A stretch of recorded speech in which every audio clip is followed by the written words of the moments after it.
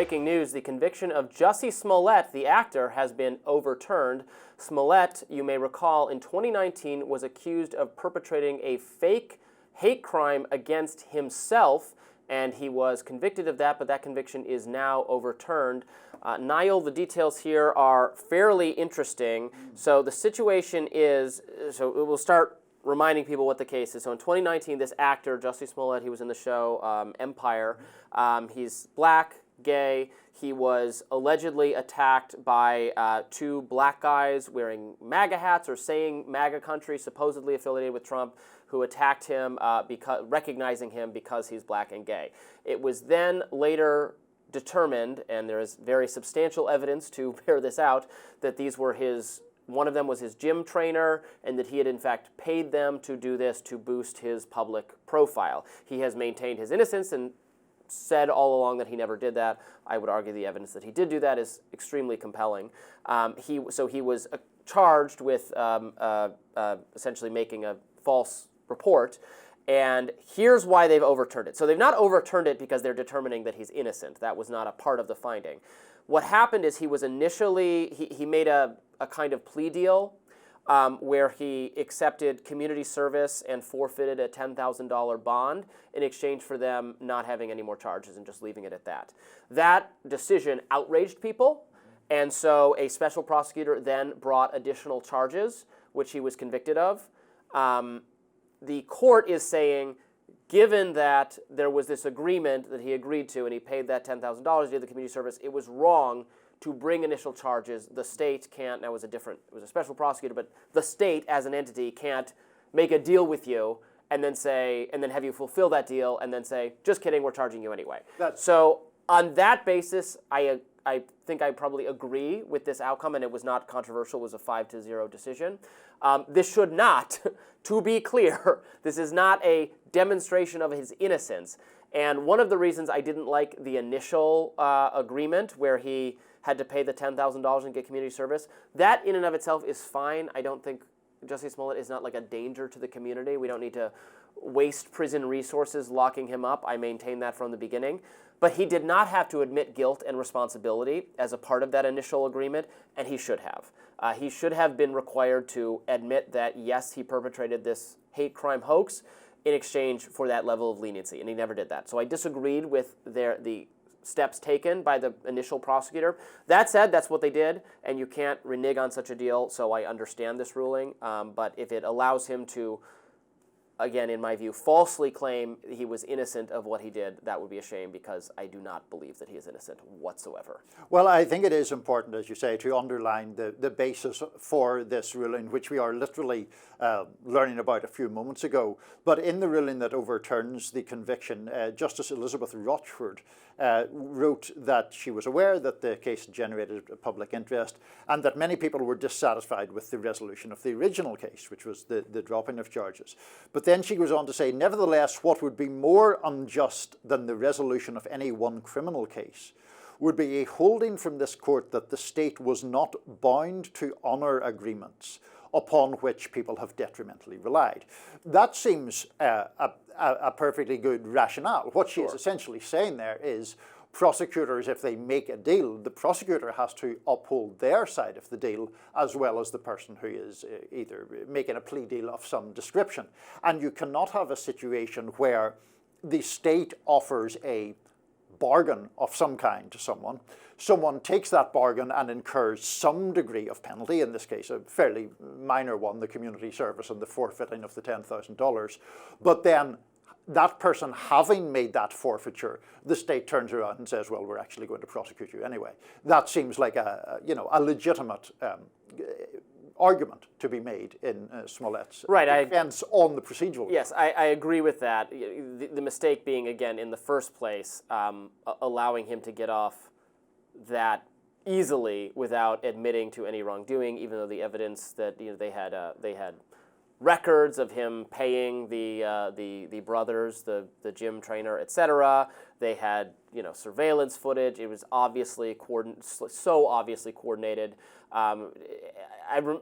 This case generated incredible public interest at the time because of my history as a journalist, having been involved in or writing a lot about hate crimes and hoaxes.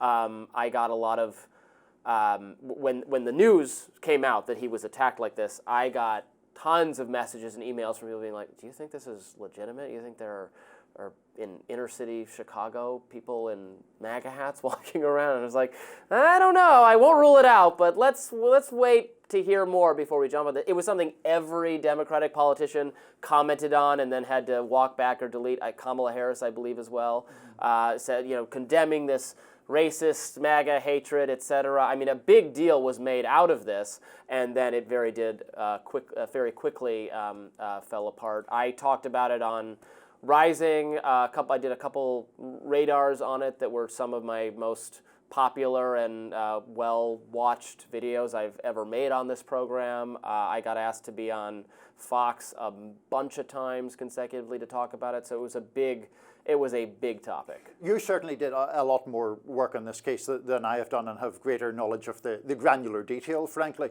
But I think one of the reasons it became so politically important was that it became emblematic of a case that one side wished to make, and then it became emblematic of the case the other side wished to make. And obviously, if it were indeed a fake thing, then that is obviously a fake attack. Alleging an assault that did not take place is obviously not something you should be doing. I think the reason there was maybe a little bit of pushback whenever the thing fell apart was that there was a perception, I think, on the left that it was being utilized to minimize, obviously there are racist attacks that take place, there are homophobic attacks that take place, and I think there was a worry that this, frankly, embarrassing case would delegitimize those. Sure, but my experience reporting on specifically on-campus hate incidents, bias incidents, and I've looked at a lot of them, I've looked at the statistics involving them, it's incredible to me how often it turned in I remember seeing one study where often they just don't catch the perpetrator, but in a majority of cases where they did identify the perpetrator, it was the victim. It is a non-trivial number of times for campus incidents specifically, where victims of someone writes a slur on your whiteboard or does whatever, where it is that person themselves seeking attention. There was a whole spate of those after Trump's election in 2016, and people claiming this is because of the rise of hatred and the rise of, and again, there are true ones, there are crazy people doing things, and or there are hateful people doing things, but otherwise unprovoked or random instances of hate-motivated violence is not a particularly large category of. I mean, I say this all the time on the show. Most people, I think, presume there's a lot of ideological related violence in this country, but most of it is domestic violence, workplace violence, crime, mental illness, those things. I won't say those are like totally disconnected from hate,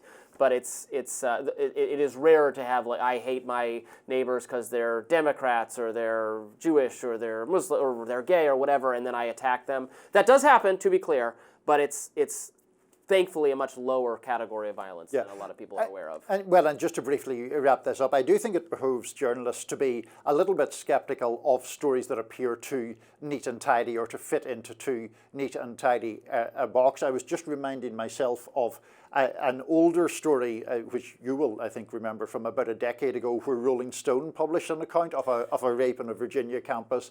And I remember reading it and beginning it with a sympathetic view and then thinking, some of these details seem kind of weird, and that story was ultimately retracted. Similarly with Jussie Smollett, there was stuff from the start. Yeah, the reason I was turned to when the Jussie Smollett thing happened is because of my role in that story.